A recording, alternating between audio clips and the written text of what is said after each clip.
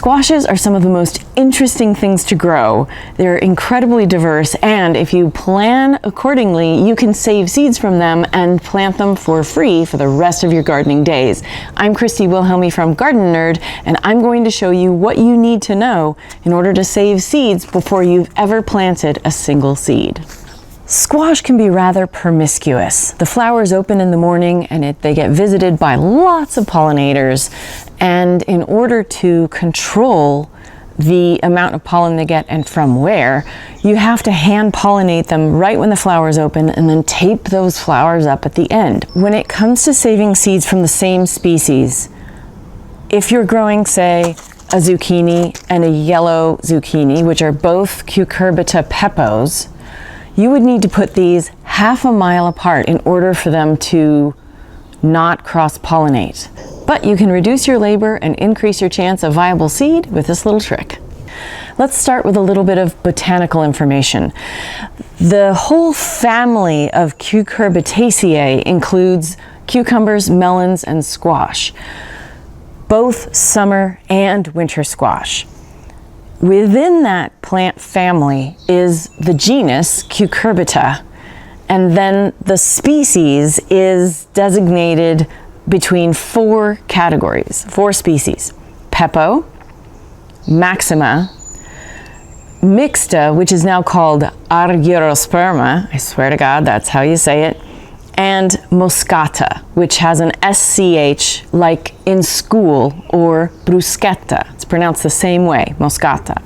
Pretty much all of your summer squashes, zucchini, yellow zucchini, patty pan, crookneck, all of that, and some pumpkins are in the Peppo species. In the Moscata species, we have things like butternut squash, Long Island cheese, and black futsu.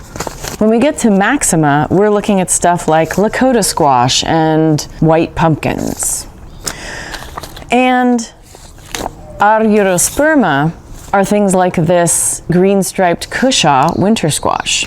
Now, you may be thinking, why do I care what the Latin name is of these and what species they're in? Well, if you want to save seed, there's one important thing you need to know.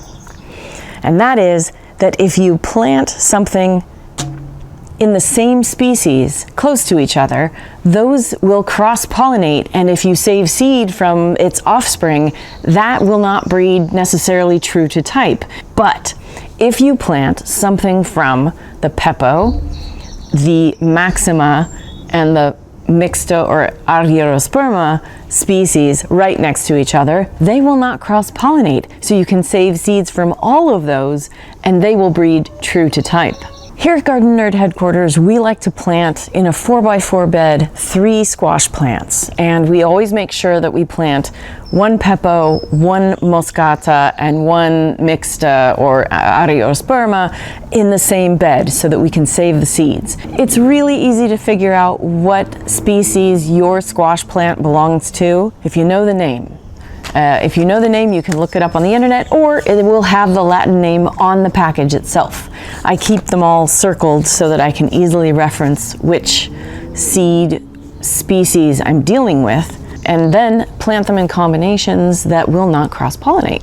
With a little bit of planning, you will be able to grow all kinds of different varieties of squash right up against one another and be able to save the seeds. For more information on planning your garden ahead of time, check out my online course, Plan Your Abundant Edible Garden. And you'll find information also in my book, High Yield Small Space Organic Gardening. For more information on growing squash in general and how to use it and how to save seeds from it, go to gardenerd.com. Consider becoming a Patreon subscriber to support all the free stuff that we do here at Gardenerd. Subscribers get behind-the-scenes access to tours of Gardenerd headquarters and monthly hangouts with me. Find all that and more at gardenerd.com. Happy gardening!